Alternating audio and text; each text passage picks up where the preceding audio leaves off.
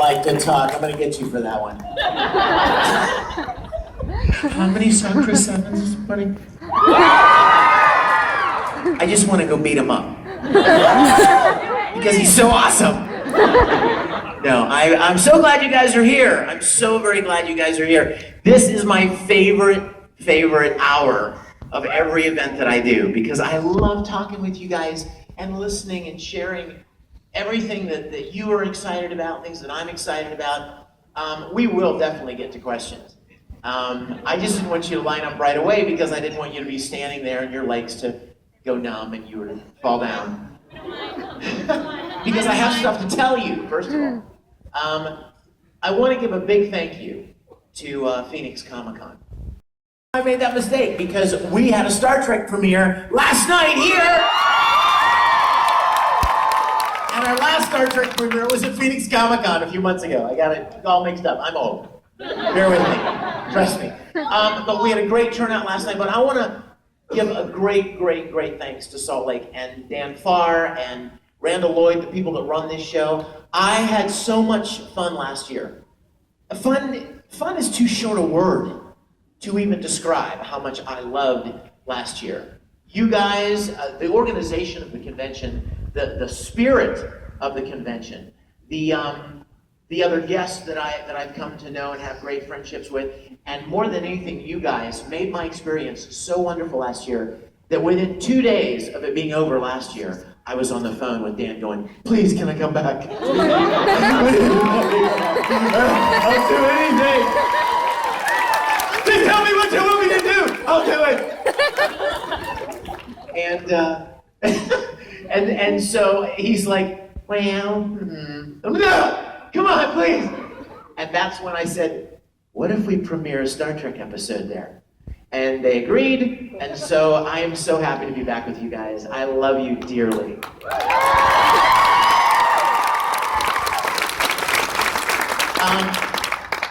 I'm tempted to give your cameraman a little workout, because I tend not, well, what I was going to say was, you know, the last thing you want to give me on the planet is a wireless mic. Because I just want to do this, and I don't want to talk to you guys.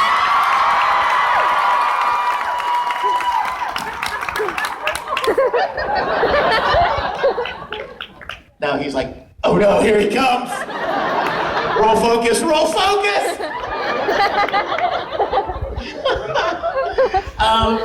Let me tell you real quick, but the problem is I don't get to see everybody. That's the problem, is there are people over there too. Hi! Gentlemen, come over here! Hey, listen, can we make a promise? Can we make a promise?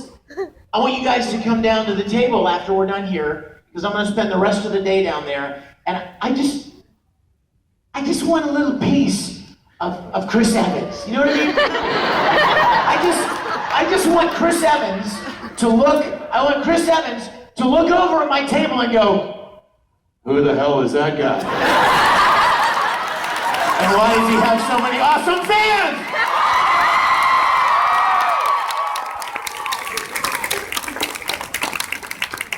And then I'll be like, yeah, well, you make millions of dollars in the movies, and I don't.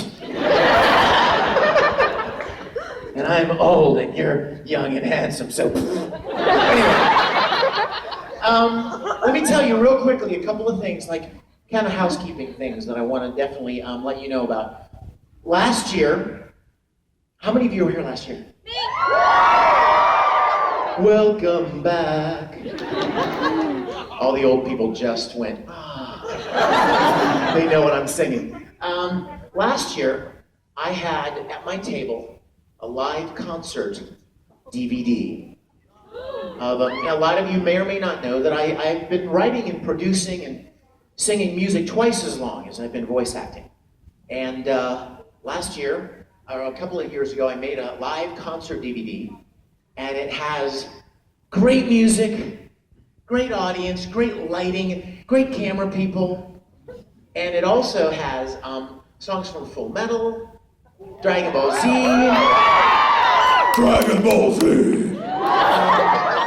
or in high school, an angel. You know, I'm wondering if Dark Mousy went to school in Salt Lake City. Because there's so many Dean Angel fans in Salt Lake City. I was telling him, how many of you came to the table, and you, some of you that I know, and I was packing up to come here. And I have all these different pictures from characters that I've done, and I was trying to decide which ones I was gonna bring. Because, you know, you can only put so many pictures on the table. So I was like, I found my Dean Angel picture, and I was like, man, that's a long time ago. Nobody really remembers that anymore. And I never take it to conventions. I never take it to conventions. And then, the clouds parted. Victor, this is the Lord. Yes, Lord. Thy servant heareth. I want that thou shouldst take thy dark, mousy pictures to Salt Lake City. Bring Dean Angel. And so I did. And I didn't even know why, I just did. And like, I've had so many people come to the table this weekend to mention how much they enjoyed Dean Angel. So it was providential, clearly. But anyway, I kind of, see how I get off track? I told you to help me with this. So we have this live concert DVD. It's got all these great songs from these different anime series, and an awesome audience like this, and great video, but there's something else on there very special that I have to tell you about. That too. Nude scene! No. I leave that to other people. No, there's years ago when we were recording Full Metal Alchemist, the original Full Metal, like years ago. I think Grover Cleveland was president then. I so fell in love with the show and the story and the characters.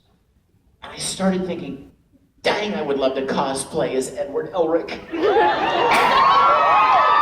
And then I thought, how in the world would I ever do something like that, you know? I mean, I'm an old guy and I'm really tall. Comparatively, of course. And so I came up with a story idea. I made up a story whereby a grown man could start turning into an anime character. And then I thought, you know what? I don't think I've ever seen any voice actors cosplay as their characters. So then I started asking some of the other voice actors from Full Metal if they would like to be in this thing. And their response was, heck yes I would. So we got together one weekend in Houston, Texas, and we made something called Full Metal Fantasy. Where and like I said, for lack of a better description, voice actors cosplaying as their characters. Just kind of let that one roll around in your head for a few minutes. Here's me as Edward Elric.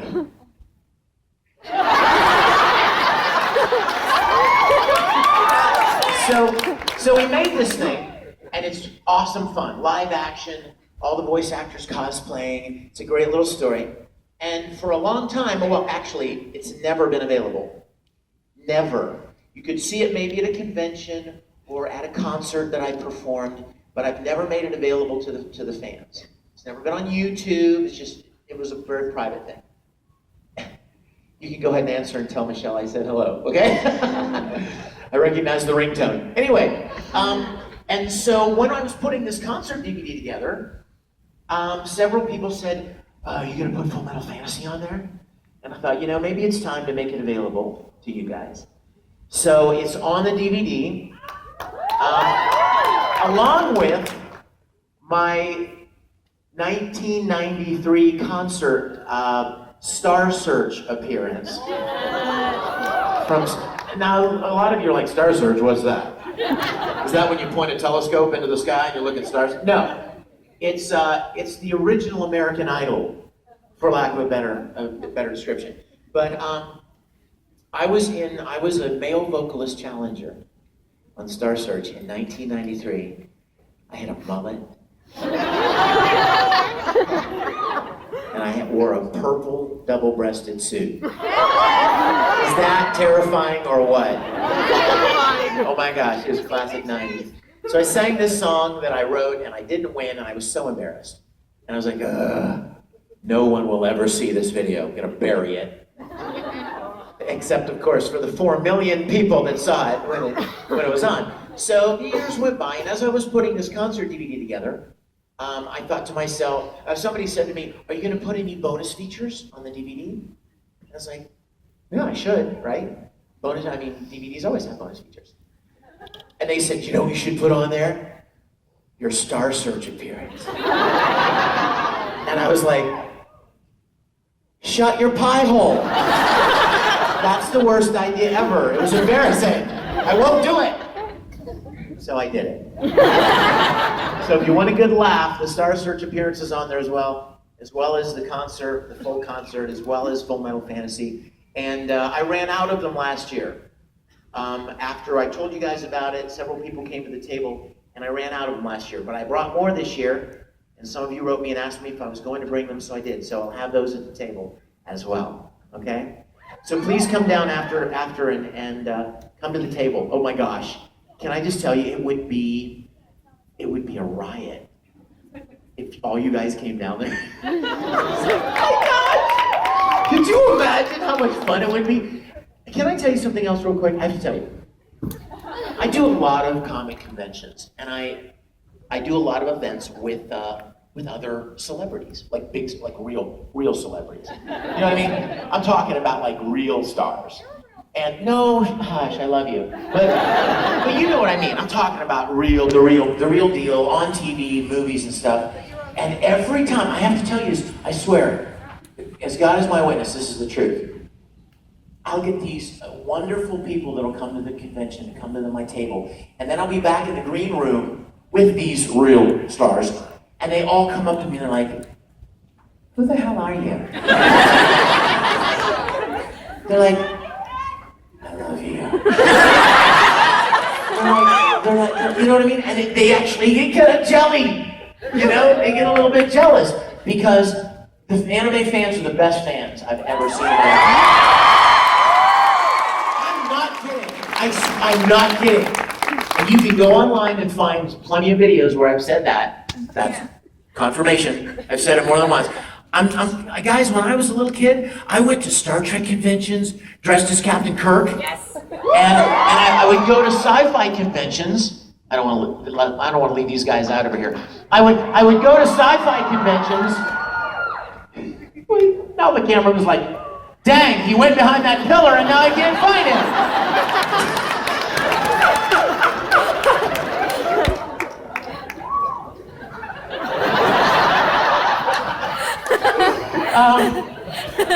Dang it, I lost my train of thought again. Anyway, no, I remember now. I go to all these conventions, and even as a little kid, I would go myself as a fan. I love you.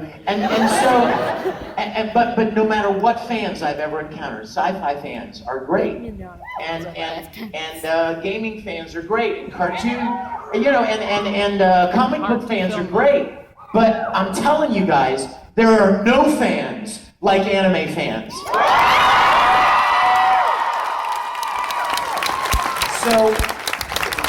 So what I tell these guys is, yeah, you may be making a lot of bank. You know, you're a big star, you're a big, real celebrity, and you're making a lot of money. But man, I love the anime fans, and you can't put a price tag on the kind of fans that we have.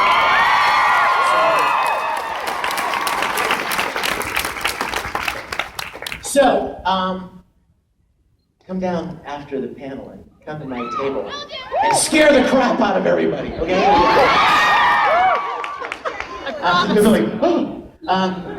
What else?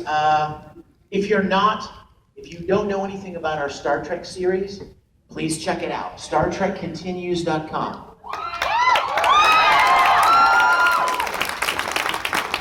Who's a Full Metal Alchemist fan in here? You a Full Metal Alchemist fan? Yeah. Can I ask you a question? Yeah. If somebody said to you, we're making a live-action Full Metal Alchemist movie. Wait, it gets better. Live-action anime movies We're making suck. a Full Metal Alchemist live-action movie, and we want you to play Winry. right? You would be like, right? I am fulfilling my childhood dream of getting to play Captain James T. Kirk of the Starship Enterprise. It is not about money because we don't make any money. We can't make any money. It's just about passion. It's about a lifelong love of a series that inspired me in so many ways. And now, fast forward 4 decades, and I'm getting to play this character that I've loved since I was a little boy. So check it out. Even if you're not a Star Trek fan, if you're an anime fan, you should check it out because there are other voice actors that play characters in the show. Hi, Riri. Yep, my Mr. Spock is my dearly beloved little brother, Todd Habercorn. You know you love somebody when you make them put pointed ears on. That's how you know. That's love. That's my love language. Here, put this on your face. And my dear friend Chuck Huber, that has been a voice actor for many years, you guys know. He played Tucker in Full Metal Alchemist, and he's Stein in Soul Eater. He plays Dr. McCoy. And then, how many of you guys have ever watched Mythbusters? Well, my dear friend Grant Imahara from Mythbusters plays Sulu. So it's a great series. We have 4 episodes online, all free to watch. StarTrekContinues.com, click on episodes. And last night in this room, we premiered episode 5, which was our first episode off the ship. How many of you were here? Yay! Thank you for coming. I love you guys. Thank you. And so spread the word about that, okay? Tell people about that. Tell your crazy uncle who you know loves Star Trek. Tell your school teacher or your dad or your grandpa or anybody you know, okay? Let's take a question. Yuna, come ask us this question. Approach the microphone. Don't I know? Don't I know what that's like?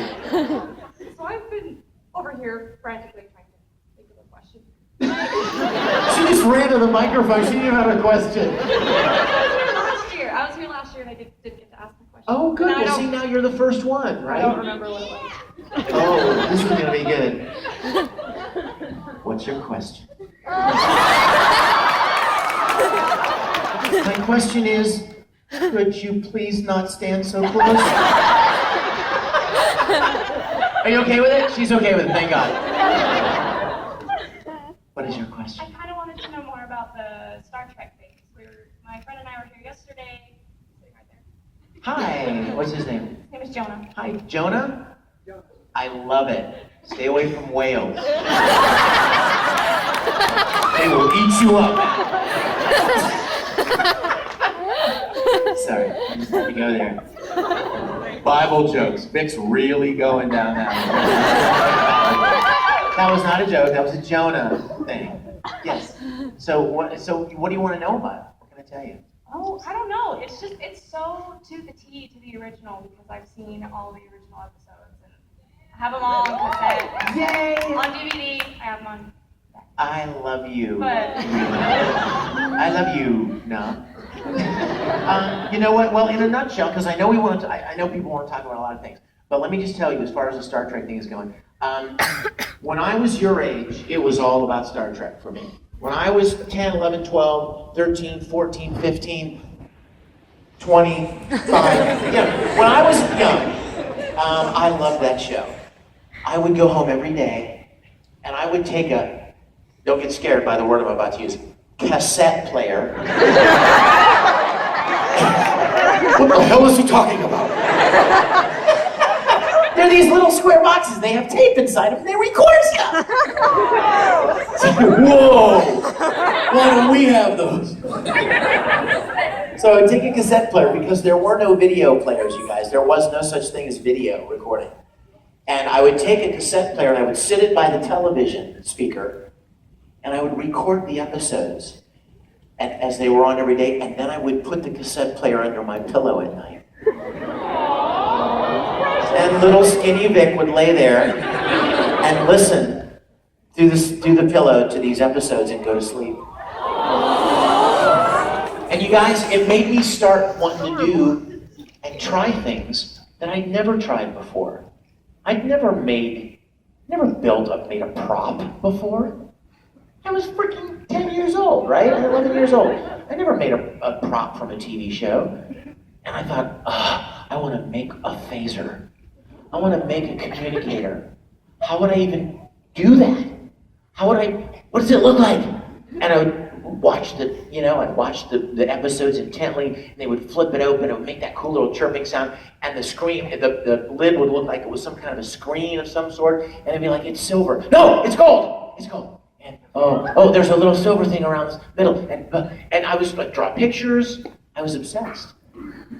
I would go to hardware stores and I would buy little door hinges to make the lid flip open.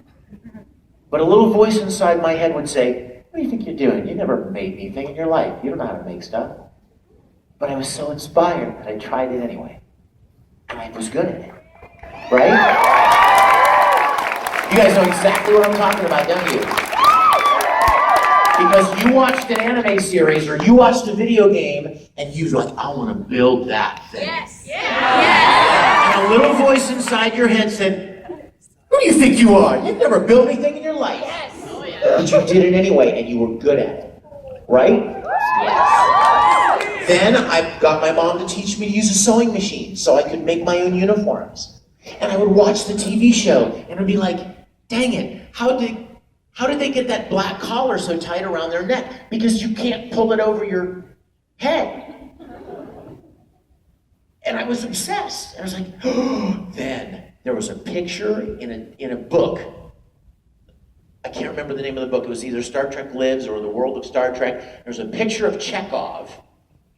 And I think it's called raglan, is the kind of pattern. It has the seams here. Yeah. It has the seams here. And this seam on Chekhov, it was more defined than this one was. It was different. And then right up here at the collar, where the seam met the collar, there was a little space. And you could see a zipper handle. And I was like, holy crap!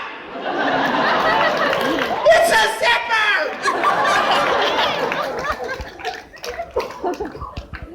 Am I weird or what? See what I mean? I love it anyway. And a little voice inside my head said, you've never made a costume. You've never made a piece of clothing. What the world are you thinking?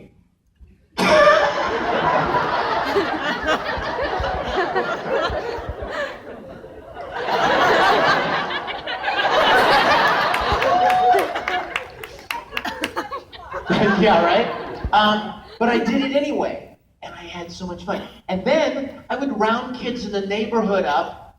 There were no video cameras, you guys. I would round them up with an 8mm movie camera that my family owned. And I would make little Star Trek episodes.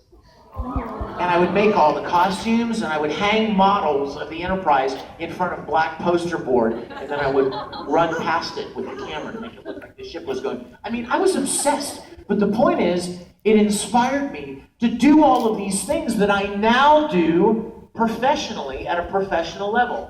So now you get a glimpse of why that show meant so much to me. And you guys are this is why I feel like I know you so well. I feel like I have such a connection with you. Because I know about that passion. I know about that fire to make something, or build something, or write something, or draw something. How many of you guys draw in this room? Look around keep your hands up. Look around the room. Look how many people draw. Yeah, guys. Now, let me ask you a question. Put your hands down, and don't lie just because you think it's funny. This is the question. Raise your hand if you only draw when people pay you to draw. Now look around the room. See my point? Are you seeing where this is going? These are things you do because you love them, not because you're paid for them. I am so blessed beyond words to get to do things that I love, that I would do anyway. Don't tell these companies that I work for that I would do all of this stuff for free. because I enjoy it so much, and I would do it regardless of whether I was paid. And you guys know what I'm talking about because you just demonstrated it. You have this, you have to draw. You draw because you have to. You write stories because you have to. You sing or play an instrument or dance or make costumes or build props because you just have to. It has nothing to do with whether you're paid or not. And that's what Star Trek is for me. Star Trek Continues is my childhood love of something being merged with all of these skills that it inspired me to try, that I ended up perfecting over the years, and it's pure labor of love.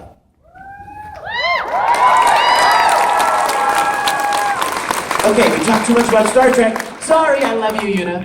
Thank you. Ooh, Lady Stein. Come up here. Her question is, do you know how to get this screw out of my head? Now, you look amazing. What's your question, sweetheart? So we all know the internet is a very scary place, right? Oh my gosh, yes. Well, have you ever read any fan fiction about Wait a minute, about me? There's not fan fiction about me, is there?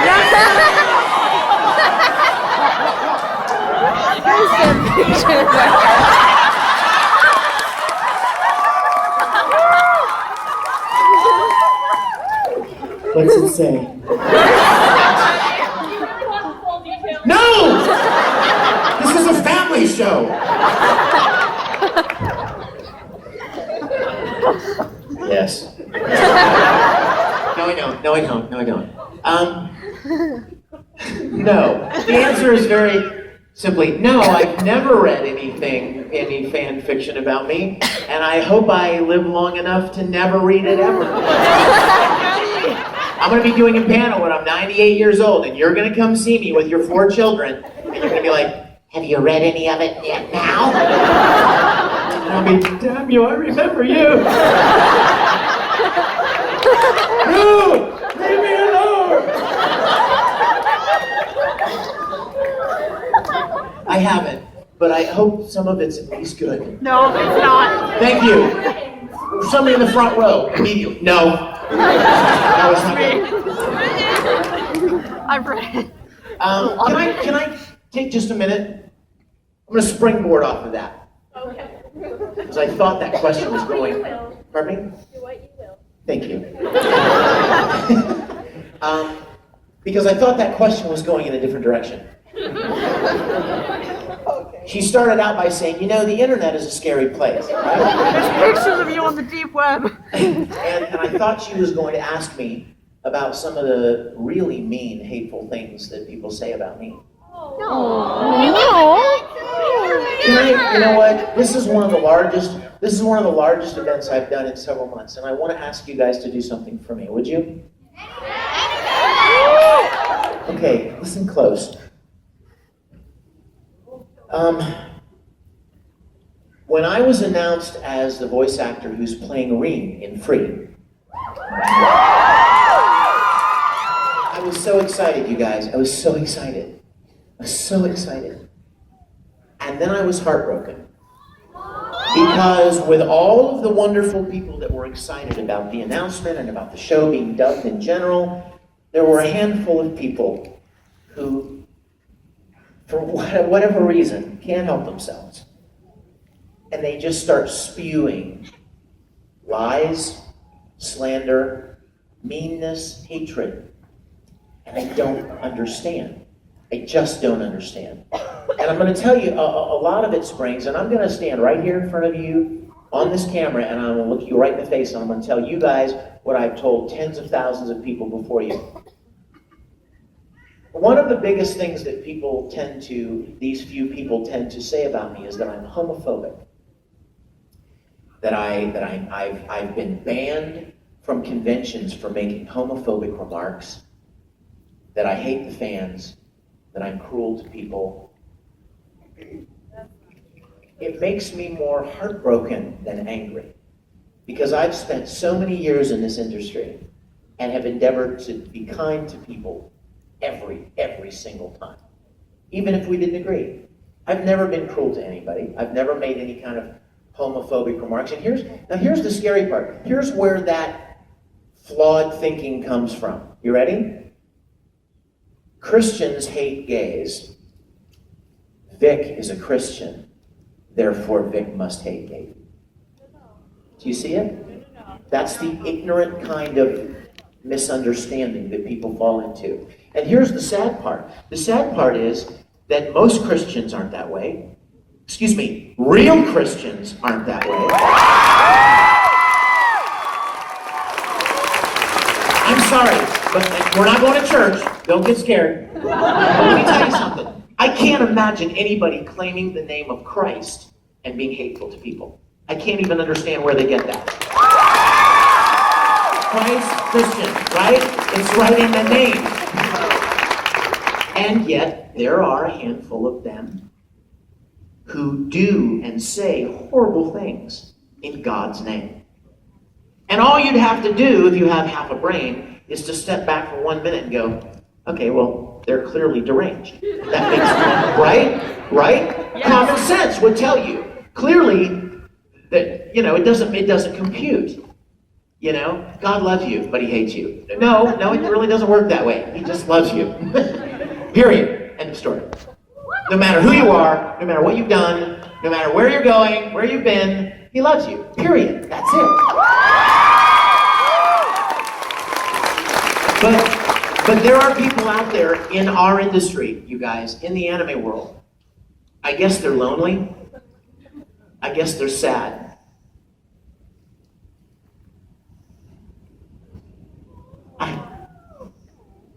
Please don't cry, If they weren't so mean, I would feel sorry for them. You know what I mean? You understand what I'm saying? They must be so unhappy in themselves. Feeling so insignificant that they've got to get some attention. They've got to make a splash somehow. They've got to be noticed. They've got to be heard. Even if they have to say mean, horrible things about somebody who's never done anything to them. I want you to help me do something. Will you help me? Yeah. Let's be a voice for good. Yes. Now, I know that sounds kind of, throw pie in the sky, Vic, thank you. Here's what I mean by that. The vast majority of us are really good people. But you know what? We don't say anything. We sit quietly by while a very small minority of people makes a lot of noise. There's a very famous saying, and I loved it so much I even worked it into one of my Star Trek episodes. The only thing necessary for evil to triumph is for good men to do nothing.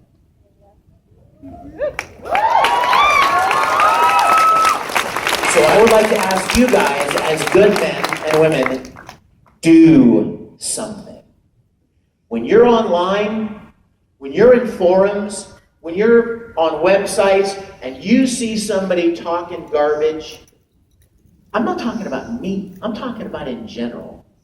When you see people spreading hatred and meanness and judgment and condemnation, be a voice for good. Be a voice for love. Be a voice for light. It's great that you guys are so awesome, but if you keep it to yourself, it doesn't change people. Nothing changes. See what I'm saying? You just keep it in your own little container. A song just came to my mind. Love isn't love until you give it away. Anybody ever heard that song? It doesn't do anybody any good until you share it. Am I right? So, you know what? Look at you guys. There are so many more of you than there are of them. If we just bond together and go, we're not going to let that kind of meanness and hatred and slander and just junk, we're not going to let it take over our industry. It's just a handful of people. And I don't know, if you're a religious person, pray for them. I know that sounds weird, but try to be kind, but just don't let that stuff prevail. You guys, be a voice for good. okay? Be a voice for good. Yes, question. All right. Thank you, Steve. Thank you for your question. I love you. Thank you. Yes. Yeah. My question actually coincides with what you were just talking about. As a mother, I have a 17-year-old. Hi, 17-year-old. In Utah, it's very, very conservative, and we live in a smaller town, where very, very small town. But she's been called names and evil, and I've been called names as a mother for letting her watch anime. And she has shown me anime and gotten me into anime, and I think the range of human emotion is beauty, and Yes, it is. even the anger, it's real life.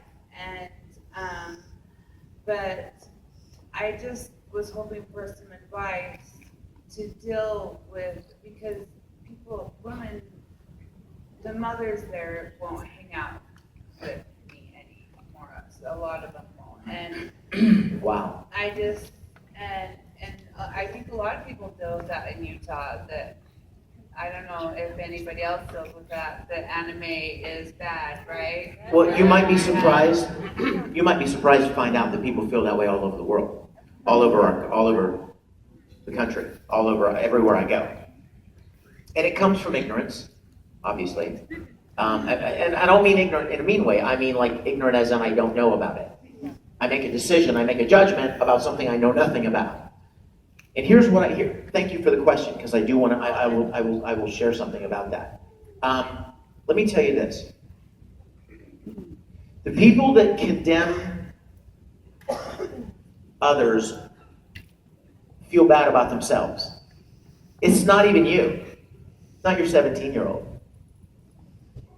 They feel something about themselves, and they feel like the only way to somehow make themselves better is to put you down. I don't really understand why, but that's just human nature. Actually, people are that way all over the place. That's just the bent of human nature. But you know what's funny to me is, if you look at any type of media, people say, oh, anime is bad. Yeah, there's some bad anime. Would you agree? There's some stuff you should stay away from. But guys, newsflash, there's bad music. There's bad movies, there are bad television shows, bad books, bad magazines. The point is to exercise some wisdom and some discernment and embrace the things that are good and avoid the things that are bad. The things that take you to a dark place, the things that pull you in the wrong direction. Anime is no different than anything else. It requires discernment. And I don't understand why people behave that way, but if it's any consolation, you are at this moment surrounded by hundreds and hundreds of people who love you and feel exactly the same way as you do. So don't never think you're alone, okay? Don't ever.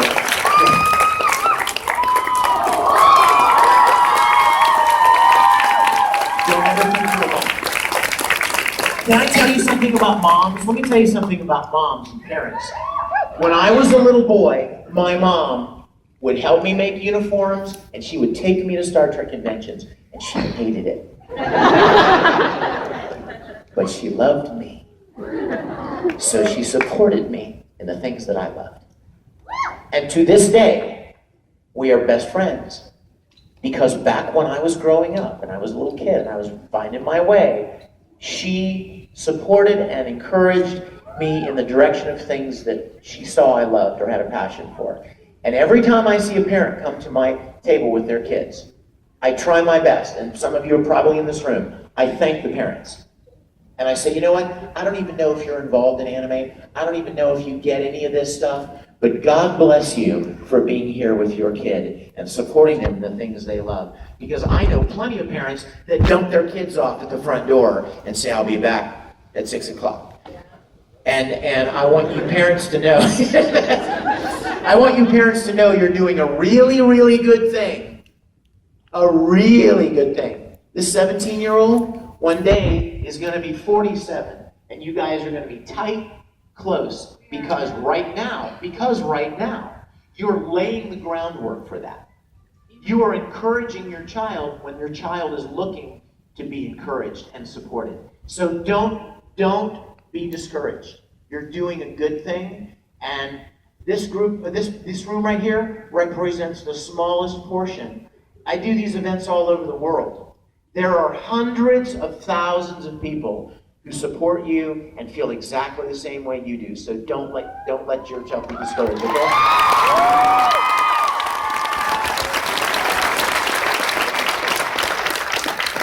I just thought of something, you guys. People get discouraged when they feel alone, right? No matter what it is, no matter what the thing. People get discouraged and depressed when they feel alone, when they feel like nobody else is in there with them, or nobody is walking beside them, or nobody supports them. Well, if you don't hear anything else I say today, remember this. You are never alone. I guarantee you there are people in your life who love you and care about how you're feeling, or where you are, or what you're doing. Even if you feel like they don't. I get emails, you guys, I'm sorry that this got all heavy. I apologize. I hope you're not mad at me. I know we have a lot of fun, and we will, but this is important too. I get emails from fans daily, paragraphs about how lonely they are, how nobody cares about them, how they cut themselves, or do, you know what I mean, things that, because they're just so sad and they feel alone. But they're not. Everybody has different struggles in your life. Nobody's got it perfect. But I guarantee you there are people in your life, and I tell them, there are people in your life that love you. And I may not be standing there in your house, in your living room, eating your cookies, but I care about you. I care about you. And there are plenty of people in the world that care as well. And more than anything, God cares and loves you. You can't get rid of that. You can't shake that. It's not going anywhere. So, if you know people in your life that are depressed or down, it's because they feel alone. It's because they somehow feel isolated. They don't feel any kind of sense of support that anyone really cares. But people do. People do. Yes, 17-year-old.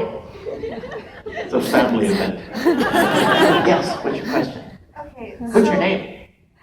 Izzy, what a great name. Say hi to Izzy. Hi, Izzy. Hello, Izzy.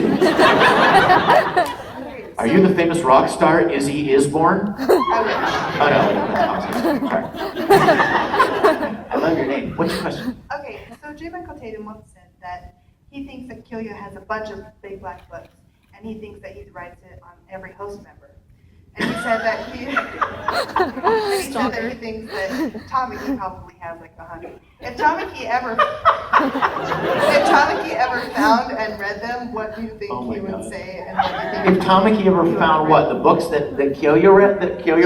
about him? Oh, he wrote them about Tamaki? Yes. This is not going to end well.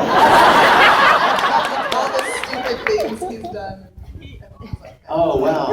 If you're going to write books about the stupid things Tamaki has done, you're talking about Encyclopedia Britannica. Talking about War and Peace here. Talking about Fairy Queen. Talking about all the big ones. I love Tatum. I love it. Tamaki, I have to tell you, is one of the favorite characters I've ever played. Yes, you make an awesome Tamaki. Except Tamaki would never wear his tie untucked like that.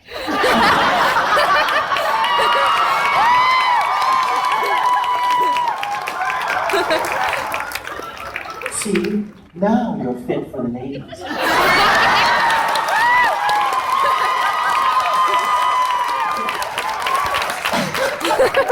I've often told people, if I had $1 million, if I had Chris Evans' money, I would personally pay to make a new season of Oran High School. I swear. Hey, I spent half my life savings making Star Trek. I'll do it. You know I'll do it. I love Oron so much. And you guys know the manga continues. Like they go to college, right? Did you guys know this over here? Did you know that Haruhi, she graduates and she goes to college, and Tamaki is so against the host club being broken up that he makes them all move to the college with her. Now that's love. Thank you, sweetie. Next question. Hi. Hi. I'm the Denmark from yesterday. Hello. So- Nice to see you. What's your question?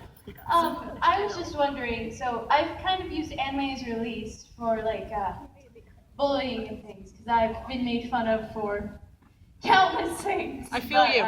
You are in good company, my dear. I was just wondering if like there was anything that kind of helped you cope with that sort of thing, because I've dealt with it a lot in my life, and I kind of want a reassurance that I'm not alone in some way. Tell this girl she's not alone. I did maybe 5. Maybe 5. Oh wait, now you're pushing. No. Please, exaggeration. Let me answer that. Here's what I want to say, really super fast. You ready? Allowing people to hurt you by saying mean things and bullying that way. It hurts you because it hits your self-esteem, right? It makes you feel minimized or less than or insignificant or dumb or stupid, right? And that kind of thing, right? That's what it is. Bullying makes you feel like you're not any good. So how do you combat that? You combat that, my darling, by knowing that you know that you know that you know that your value and your significance is never found in what other people think of you. Okay? You are valuable, you are precious and unique and one of a kind because God made you that way, and you have people in your life that love you just as you are, and these bozos on the internet or whoever who are bullying you, they don't even know you. They're just lonely and sad, and here's the worst part. They feel insignificant. They feel unimportant. The whole reason they bully other people is to try to use you to get a step up, right? They want to be up there. They want to be seen. They want to be heard. They want to be noticed. They want to be recognized, and they can do that one of two ways. The first way is the positive way, and that is develop your skills, develop your talents, motivate yourself to push yourself to become skilled, sharp, and good, and you know what I mean? Like build your abilities, use your natural gifts. That's the good way. The bad way is to push other people down. Because somehow then you're taller. See what I'm saying? So that's where bullying comes from. It comes from people that aren't willing to put the work in and the sweat in to make themselves better, smarter, stronger, sharper, skilled, talents, accomplishments. You want to write? Write more. How do you become a good writer? Write more. How do you become a good singer? Sing more. How do you become a good sculptor? Sculpt more. Make more. Do it and do it and do it. And make yourself better. Instead of, well, I'm just going to push everybody else down because then I'm better. No, you're not. You didn't rise at all. You just crushed other people down. Don't let people do that to you, okay? I'll bet you got rid of that line because I'm out of time. Am I right? Doggone it. We always run out of time. Do I have any minutes left?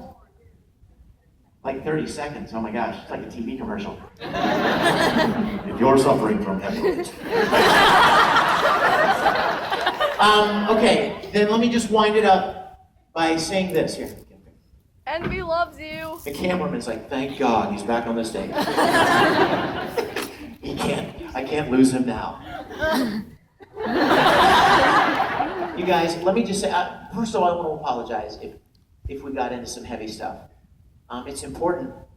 It's really important. Because if you're not dealing with it now, I bet you will, eventually. or I'll bet you know somebody who is. So there, we just covered everybody in the room. So I hope we had fun. I know a lot of people come to the panels because they're like, oh, it's gonna be really fun, and he's really funny. Yeah, we try to have fun, but sometimes you have to talk about important things, right? Heavy things. But I hope you enjoyed it. I hope you enjoyed being here.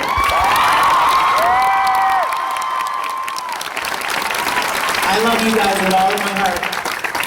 The best day, let me tell you guys, the best day in my life was about 17 years ago when a friend of mine said to me, hey, you've got a lot of acting experience, don't you? And I said, yeah. And they said, you should go and audition for this place in town here in Houston. They buy these Japanese cartoons and they dub them into English and they're looking for actors. The best day probably of my life was when I tried that.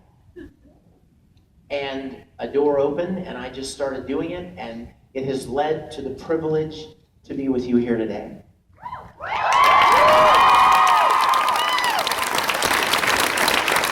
So thank you for spending this hour with me. I love you dearly. God bless you. God bless Salt Lake Comic-Con. And come down to my table and see me, all right? Let's make all those real celebrities jealous. Thank you, guys. I love you. All right, hey Vic, if you